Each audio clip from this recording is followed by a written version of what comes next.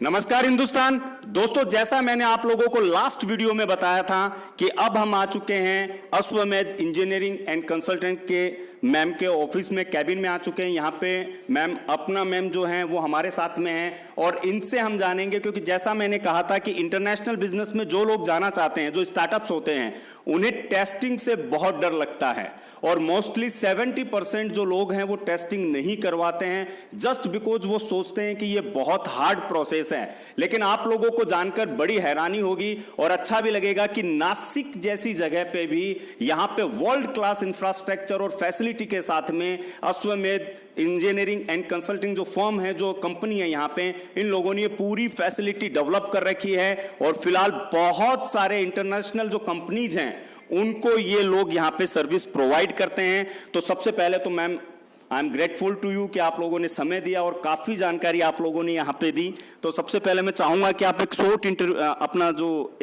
Short way आप बताइए कि आप लोग क्या क्या है और किस तरीके से, कब आपने शुरू किया था। हमने टेस्टिंग एक्चुअली 1994 से ही शुरू कर लिया है एट अ स्मॉल स्केल, और धीरे धीरे जैसा पोटेंशियल दिखा वैसा हमने बढ़ा दिया है। अभी 28 इयर्स है हम इस फील्ड में काम कर रहे हैं और हमारे पास सब रिकग्निशंस जो ज़रूरी है टेस्टिंग करने के लिए वो है, जैसा जो है ISO 17025 एक्रीडिटेशन है फ्रॉम NABL, और FSCSI नोटिफाइड लैब है हम, और एपीडा अप्रूव्ड भी है, और export inspection council approved laboratory है ये, और ब्यूरो ऑफ इंडियन स्टैंडर्ड्स और एगमार्क सर्टिफाइड भी है लेबोरेटरी। मैम, अभी आप नंबर ऑफ प्रोडक्ट्स जो आप लोग रिसर्च करते हो, हमने नीचे भी बोर्ड वगैरह में देखे थे, तो एक फूड एंड एग्रीकल्चर का एक बहुत बड़ा लार्ज आप बोल सकते हो कि एक वैरायटी आप लोग रिसर्च करते हो। तो कुछ इस टाइम के जो हम बोल सकते हैं कि हॉटेस्ट प्रोडक्ट जैसे इंस्टेंट फूड हो गया, रेडी टू ईट हो गया, तो उसके लिए किस प्रकार की जो टेस्टिंग और रिपोर्ट पार्ट है वो आप लोग प्रोवाइड करते हो। यस, हम अलग अलग प्रोडक्ट्स टेस्ट करते हैं, जैसा रॉ एग्रीकल्चर कमोडिटीज से लेके प्रोसेस फूड्स तक, जैसा रेडी टू ईट है, रेडी टू ड्रिंक प्रोडक्ट्स है, रेडी टू कुक प्रोडक्ट्स है, वो भी टेस्टिंग करते हैं। तो एक्चुअली उसके लिए सबसे ज़्यादा इम्पोर्टेंट जो है वो जो लेबलिंग करना रहता है, पैकेजिंग लेबलिंग, उसके लिए न्यूट्रिशनल एनालिसिस करना पड़ता है, तो वो भी हम टेस्टिंग करते हैं। जो प्रोसेस प्रोडक्ट्स है पहले फर्स्ट एंड फॉरमोस्ट वो करते हैं, और दूसरा है कि उसका क्वालिटी और सेफ्टी पैरामीटर्स का टेस्टिंग एज पर FSCSI रेगुलेशंस, जो तो उसके हिसाब से जो पैरामीटर्स है फूड सेफ्टी स्टैंडर्ड्स रेगुलेशंस में वो हम टेस्टिंग करते हैं।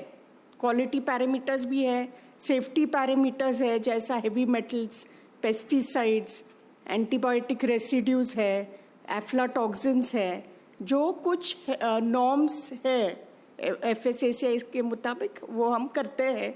और अगर एक्सपोर्ट करना है तो वो कंट्री के हिसाब से हम टेस्टिंग करते हैं। बड़ा क्वेश्चन या हर्डल मैं कहूँगा कि स्टार्टअप्स जो होते हैं वो टेस्टिंग के नाम पे बहुत डरते हैं, जो खास करके जो एज एन मर्चेंट एक्सपोर्टर आते हैं उन लोगों के दिमाग में भी ये रहता है कि हमें टेस्टिंग की क्या ज़रूरत है, we are not a manufacturer, तो हमें ज़रूरत नहीं है। जबकि एक्सपोर्ट वो करते हैं, लेकिन एक डर जो है टेस्टिंग के लिए उनके मन में रहता है कि हमें टेस्टिंग नहीं करवानी चाहिए, इधर हम करवाएंगे तो हो सकता है कि हमारा प्रोडक्ट फेल हो जाए XYZ। तो उन लोगों के लिए, क्योंकि आप लोग बहुत सारी कंट्रीज के अभी प्रोडक्ट आप लोग टेस्ट कर रहे हो, उनको रिपोर्टिंग दे रहे हो, तो स्टार्टअप्स के लिए आप क्या कहना चाहोगे कि उनको प्रोडक्ट की टेस्टिंग क्यों ज़रूरी है? जैसे बहुत सारे जो भी आप लोगों के रिजेक्शन पार्ट जो भी है, तो उनके लिए आप क्या मैसेज देना चाहोगे? एक्चुअली जो कुछ स्टार्टअप्स है, एक्चुअली टेस्टिंग से डरना नहीं चाहिए। अगर हम हाइजीनिक कंडीशंस में हमारा प्रोडक्ट प्रोसेस करें, following good manufacturing practices, good hygienic practices, और food safety management systems implement करके हम करेंगे, तो product is definitely not going to fail. If your raw material is good, it begins all with the raw materials that you're going to use. So you should test, and there are some standards, quality standards are there, safety standards. So if you handle your products, your raw material, the processing in such a manner, the cleanliness of the place, definitely it won't fail. So I feel one should not be scared about that, but one should, if there any non-compliance is observed, one should do the root cause analysis and one should take corrective actions, improve upon the processes, you know. So you should take the benefit of the testing, actually speaking. को पहले भी यही कह रहा था कि आप लोगों को अपने प्रोडक्ट को टेस्ट करवाने में बिल्कुल रोकना नहीं चाहिए और डरना नहीं चाहिए, क्योंकि टेस्टिंग आपके प्रोडक्ट को एक आधार देती है, टेस्टिंग आपका भी कॉन्फिडेंस बिल्ड करती है और बायर का भी कॉन्फिडेंस बिल्ड करती है, क्योंकि अगर आपके पास में टेस्ट रिपोर्ट है तो आप मार्केट में उस प्रोडक्ट को डेफिनेटली आप अपने कॉन्फिडेंस के साथ में सेल कर सकते हो। अब एक जो मुद्दा है मैम कि इस समय people are more health conscious, तो वो लोग ऑर्गेनिक की तरफ भी जा रहे हैं। तो organic certification is a different thing, but organic products को अगर कोई टेस्टिंग करवाना चाहें तो क्या वो फैसिलिटी आप लोग यहाँ पे प्रोवाइड करते हो, और किस कंट्री में अगर कुछ आप एक्सप्लेन देना चाहो कि कहाँ पे किस तरीके का ऑर्गेनिक प्रोडक्ट का टेस्टिंग पार्ट रहता है? यस, हम ऑर्गेनिक सर्टिफिकेशन के लिए भी टेस्टिंग करते हैं, जैसे कि पेस्टिसाइड रेसिड्यूज और हेवी मेटल्स, ये बहुत ज़रूरी है ऑर्गेनिक के लिए। तो और सिर्फ अभी इंडिया से ही शुरू करते हैं हम, जैसा हमारा food safety standards organic regulations भी है इंडिया में, और सो उसके हिसाब से नॉर्म्स दिए हैं टेस्टिंग के लिए। और जैविक का लोगो भी आप यूज़ कर सकते हैं। जब वो सर्टिफाई होगा ऑर्गेनिक, उसके बाद वो जैविक का लोगो हम यूज़ कर सकते हैं प्रोडक्ट्स के ऊपर, जिससे पता चले। और टेस्टिंग इसके लिए बहुत ज़रूरी चीज़ है, उसके हिसाब से ही अगर वो कंप्लाई होता है, केमिकल फ्री है, तो वो ऑर्गेनिक सर्टिफाई होता है प्रोडक्ट, और उसके हिसाब से हम जैविक का लोगो भी लगा सकते हैं इंडिया के लिए। और एक्सपोर्ट के लिए भी वही नॉर्म्स एप्लीकेबल है। अगर आप ऑर्गेनिक सर्टिफाई हो गए इंडिया के लिए, तो एक्सपोर्ट के लिए भी वही नॉर्म्स है, अलग कुछ नहीं है। सो वो प्रोडक्ट ऐसा ही होना चाहिए कि इंडिया और पूरे वर्ल्ड में एक्सेप्ट होना चाहिए अपना प्रोडक्ट, यू नो।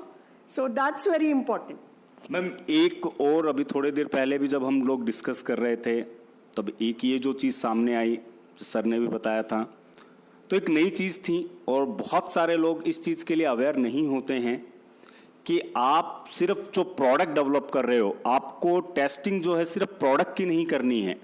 अगर फूड से रिलेटेड प्रोडक्ट हैं तो उसकी पैकेजिंग भी टेस्ट होती है, और वो ग्रेड भी आप लोगों को एक हाई स्टैंडर्ड की रखनी चाहिए। तो क्या यहाँ पे पैकेजिंग टेस्टिंग का भी ऑप्शन स्टार्टअप्स को या जो बिजनेसमैन है उनको मिलता है? यस, हम पैकेजिंग का भी टेस्टिंग करते हैं। उसके इंडिया के नॉर्म्स अभी बहुत स्ट्रिंजेंट हो चुके हैं। उसके लिए माइग्रेशन टेस्टिंग है, उसके मेटल्स का भी टेस्टिंग है, थैलेट्स का टेस्टिंग करते हैं हम, और बाकी के भी पैरामीटर्स है, जो मैकेनिकल पैरामीटर्स है और कुछ केमिकल पैरामीटर्स है, वो सब हम करते हैं। और दूसरे कभी कभी क्या रहता है, पैकेजिंग मटेरियल का कंटैमिनेशन नहीं होना चाहिए। अगर माइक्रोबायोलॉजिकली भी वो कंटैमिनेटेड है, अच्छी तरह से स्टोर नहीं किया है, तो वो प्रोडक्ट को शेल्फ लाइफ को अफेक्ट करता है, तो वो भी निगलेक्ट नहीं होना चाहिए। तो तीनों टाइप की टेस्टिंग हम करते हैं, जैसा मैकेनिकल, केमिकल और biological, 3 types of testing of packaging material हम कर सकते हैं। तो मैम, मैं आप लोगों को अश्वमेध इंजीनियरिंग एंड कंसल्टेंट का जो एड्रेस है, इनकी जो वेबसाइट है या इनका जो भी कॉन्टैक्ट डिटेल्स है, वो आप लोगों को डिस्क्रिप्शन में मिल जाएगा।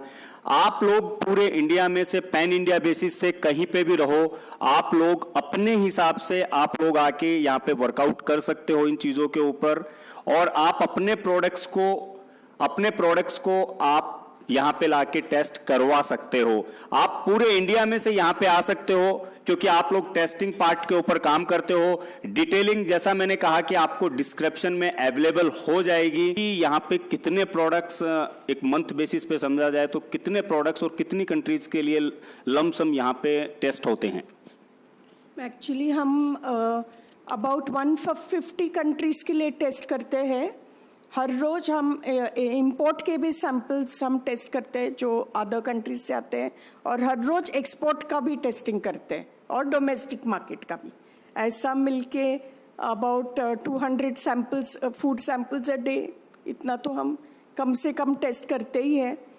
और अबाउट 150 कंट्रीज़ के लिए ये काम करते हैं। Thank you. तो दोस्तों, टेस्टिंग में एक सबसे बड़ा इशू ये आता है कि कुछ लेबोरेटरीज या टेस्टिंग लैब्स जो होती हैं वो एक लिमिटेड आइटम्स या लिमिटेड वेरिएंट के ऊपर काम करती है। बट यहाँ पे एज एन अश्वमेध इंजीनियरिंग एंड कंसल्ट के ऊपर अगर आप आते हो, अपने प्रोडक्ट को आप करवाते हो, तो यहाँ पे आपको नंबर ऑफ वेरिएंट्स मिल जाते हैं फूड, एग्रीकल्चर और स्पाइसेस, और बहुत सारे जिसमें आप मिट्टी तक को टेस्ट करवा सकते हो, जो अपने आप में आपको एक आप बोल सकते हो कि अंडर वन रूफ यहाँ पे सारा सॉल्यूशन आप लोगों को प्रोवाइड किया जाता है। मैम, एक लास्ट क्वेश्चन मैं आपसे पूछना चाहूंगा कि जो लोग अब इंडिया से जो आप लोगों के साथ में जुड़ना चाहें, या जो लोग इस चीज के लिए डरते हैं और जो आगे बढ़ना चाहते हैं, उनके लिए आप क्या मैसेज देना चाहोगे? हेलो, टेस्टिंग के लिए एक्चुअली डरना नहीं चाहिए, वो प्रोएक्टिव अप्रोच रहना चाहिए। ऐसा ना हो कि हम एक्सपोर्ट कर रहे हैं, उधर जाके वो फेल हो जाए। उससे बेहतर है कि हमारे अपने यहाँ ही टेस्टिंग हो जाए, कुछ करेक्टिव एक्शन लेनी हो हम ले सकते हैं, और उसके बाद विथ कॉन्फिडेंस वो हमारा जो टेस्ट रिपोर्ट रहेगा वो एक बताएगा वर्ल्ड को कि ये टेस्टेड है, और कॉन्फिडेंटली कोई भी अपना प्रोडक्ट खरीद सकता है। So one should not be scared of that. हम हमारे यहाँ फार्म टू फोक सब टेस्टिंग सर्विसेज प्रोवाइड करते हैं, राइट फ्रॉम जैसा कि पानी जो खेती के लिए यूज होता जाता है, जो सॉइल यूज होती है, जो फर्टिलाइजर्स होते हैं यूज़, उससे लेके सब रॉ एग्रीकल्चर कमोडिटीज़ और प्रोसेस फूड तक हम सब टेस्ट करते हैं। उसके साथ हम हाइजीन का भी टेस्टिंग करते हैं, जो प्रोसेसिंग करते हैं हम फूड का, वो वर्क प्लेस का हाइजीन का भी हम टेस्टिंग करते हैं। उधर का माइक्रोबियल एयर क्वालिटी कैसी है उसका भी हम टेस्टिंग करते हैं। हम पैकेजिंग मटेरियल का टेस्टिंग करते हैं, और लेबलिंग का भी वैलिडेशन हम करते हैं। तो ये सब अपने को अंडर वन रूफ सर्विसेज और ऑल अवेलेबल एट अश्वमेध। Thank you so much. Thank you ma'am, thank you for your valuable time. दोस्तों, आप लोगों को जानकर ये हैरानी होगी कि इंडिया जितना एक्सपोर्ट करता है उसमें से फूड एंड ग्रेन्स और एग्रीकल्चर पार्ट के अंदर जो प्रोडक्ट्स एक्सपोर्ट होते हैं, नियर अबाउट 30 to 40% आप मटेरियल आप मान सकते हो जो रिजेक्ट होता है on ground of packaging, on ground of testing.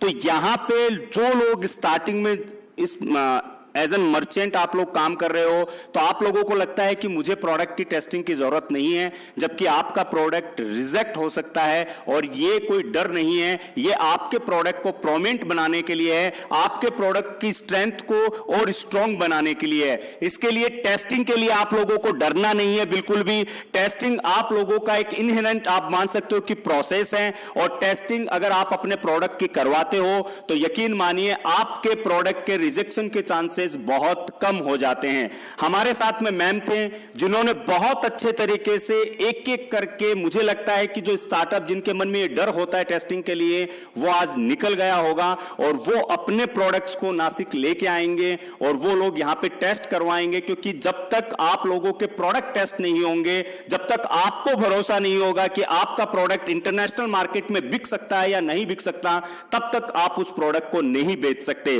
दोस्तों, कहीं ना कहीं पे आप लोगों को आगे बढ़ना होगा, आप लोगों को नॉलेज पार्ट पे आगे बढ़ना होगा, अपने प्रोडक्ट पार्ट पे आगे बढ़ना होगा, क्योंकि जब आप आगे बढ़ोगे तब आपका प्रोडक्ट आगे बढ़ेगा, जब आपका प्रोडक्ट आगे बढ़ेगा तब आपका देश आगे बढ़ेगा, और तब जाकर एक बार फिर से हम भारत को भाग्य विधाता बना पाएंगे। मिलते हैं नेक्स्ट वीडियो में एक नए टॉपिक के साथ में। जय हिंद, जय भारत।